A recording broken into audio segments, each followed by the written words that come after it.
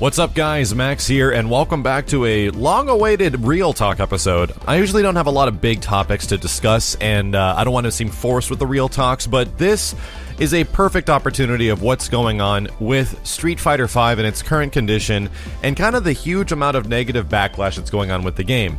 For you guys that don't know, I got an early review copy of Street Fighter V, we played it on stream, and one of the first things I realized is, wow, there is a very limited amount of stuff to the game, but I knew that was going to be coming because Capcom was pretty clear that the very early versions of SF5 are going to be awaiting patches down the line, and we know that in March there's going to be a lot more stuff expanding on lobbies and a lot of the things that we were expecting to be there at launch, because at launch right now you pretty much get a training mode, you get online, and you get the ability to fight against a CPU in survival, and you also get the very limited story mode, which overall goes by pretty fast, and you guys are watching that on the channel right now.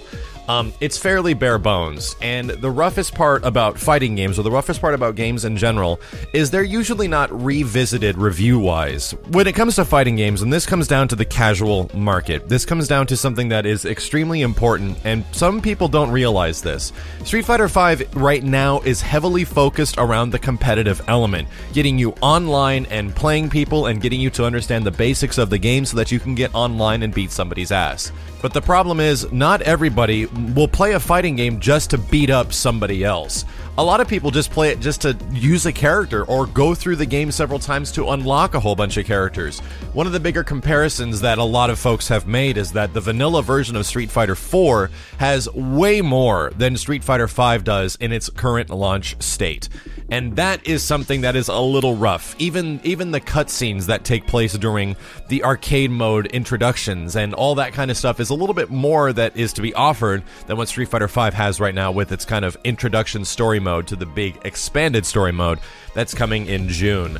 No, I'm not going to be a Street Fighter apologist for any reason. I do think the core mechanics of the game are absolutely fine, and when the game functions online without any network hitches, it runs very good.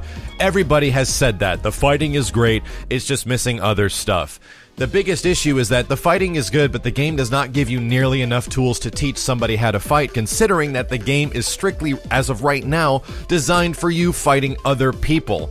Playing things like survival is extremely annoying because the AI is insanely stupid for about 20 to 30 rounds in some situations, and then spikes in difficulty immediately, sometimes taking a win from you, where you gotta start the whole thing over. Super frustrating. Now to what I was talking about before with the casual market, because that's the focus of this video.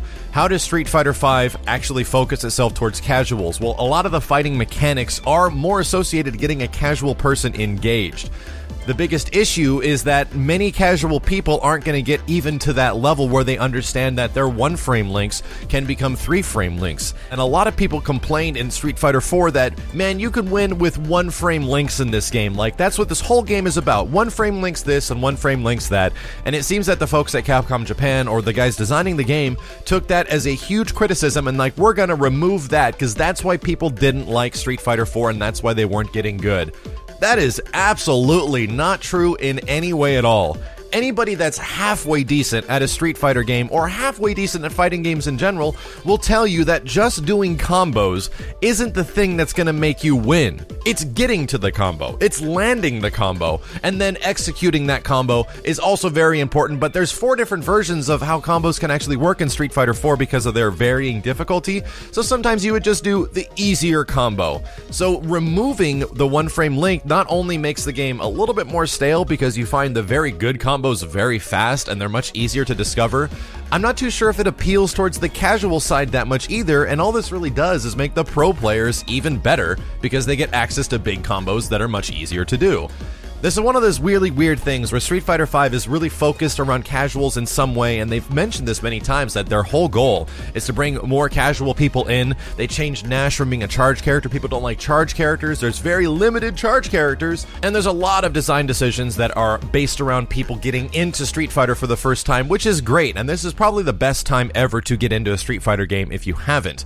But some people don't want to go fight people. Some people don't even want to go online.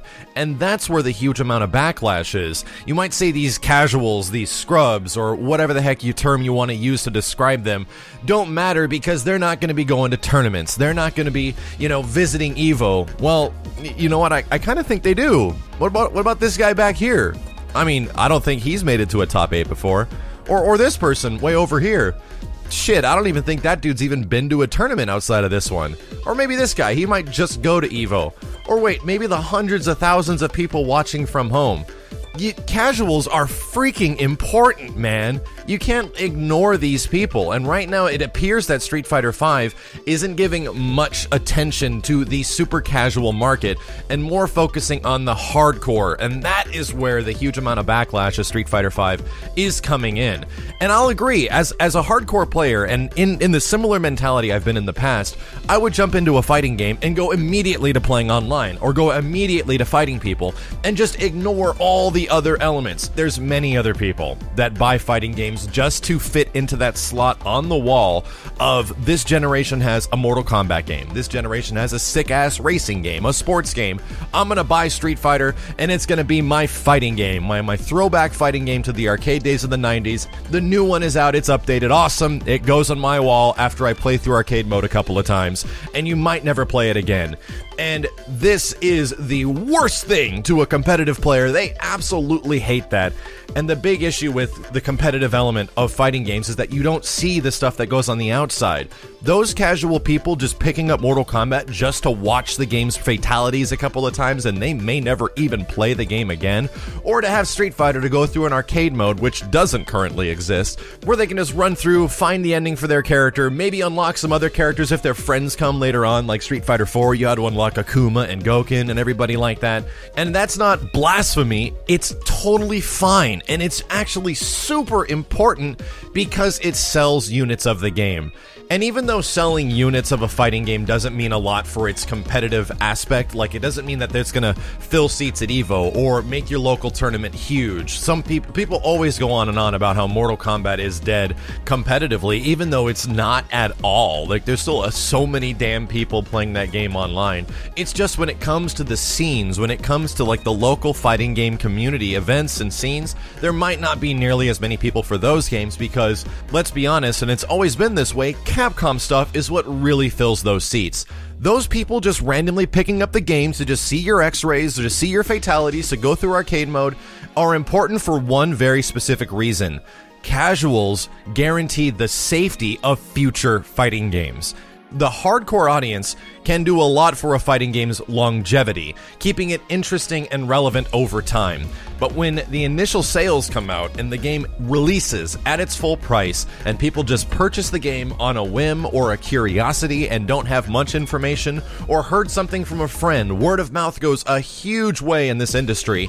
And if that game doesn't have good word of mouth, then people aren't going to pick it up if they see it not worth it. And if sales figures are good, the future of the game and future other fighting games is secured because all of a sudden, wow, this game sold a whole bunch, we did this, and this, and then when Street Fighter V comes out and it's severely missing the thing that the casual audience actually wants, which is not to focus on playing people or beating somebody's ass, and just rolling through, finding out a little bit of story, googling at the graphics, trying to do a special move, figuring out how the hell do I do a fireball again or a shoryuken, those people are more important than you think. Because not only do they equal people watching from home for the events that actually make the game seem relevant nowadays, they are the people that fill the seats in EVO and meet the sales expectations for future fighting games to exist down the line. And the casual market is hugely ignored sometimes in regards to fighting games because people focus so much on the getting good aspect. And some people just might want to watch this stuff or pick it up and play it every once in a while. Like I said, guys, that is a huge part of fighting games, and I hope that we're going to get more Capcom fighting games in the future. That's the one thing I'm a little scared about, is that if Street Fighter V doesn't initially do well, it could potentially affect the future of other Capcom fighting games that might be hugely awesome and have way bigger feature sets, because this one is so focused around the competitive element at its launch that there is very little chance that reviewers are going to come back and be like, well, now Street Fighter has all the extra stuff and the bells and whistles whistles that make it a full 9 out of 10 or 10 out of 10 fighting game. Bravo! Absolutely amazing. That's not going to happen because it didn't happen to other fighting games that got huge updates over time that would eventually make them much bigger, better presentation products than they were at launch. Either way, let me know what you guys think about this entire situation. I really do feel that the casual market is extremely important to appeal towards when it comes to the launch of a fighting game, especially with something like Mortal Kombat X, which was one of the most successful fighting games of all time. You guys don't even realize how much that game sold, and now that it has the netcode patch that's going to be coming out in the next month or so, there's literally nothing that's going to be wrong with MKX. The only thing you can't like about the game is like some of the characters or the stages, because that's pretty much going to be the standard for which fighting games are set, is going to be all the features that are in Mortal Kombat, and that's what people are going to compare fighting games to down the line. And I really don't want this video to come across as me hating on Street Fighter V. It's just a observation of the casual market and how the casual market approaches fighting games. And when the content isn't there for casual folks and they don't get those really basic things, then there's kind of a big amount of people that will have a very large voice about it. Because in the long run, Street Fighter V is going to have these things. It's going to have free characters if you don't want to have to buy this stuff. Generally, the $60 package that is available right now might not be worth it at the moment, but will most likely be totally worth it, and that the big June update will eventually make the game fleshed out enough where you guys will actually care enough to buy the game, because I really want to see future Capcom fighting games that might not be just Street Fighter. Anyway, guys, thank you very much for watching. My name is Max. Appreciate you coming back on this other Real Talk episode, and I'll see you next time.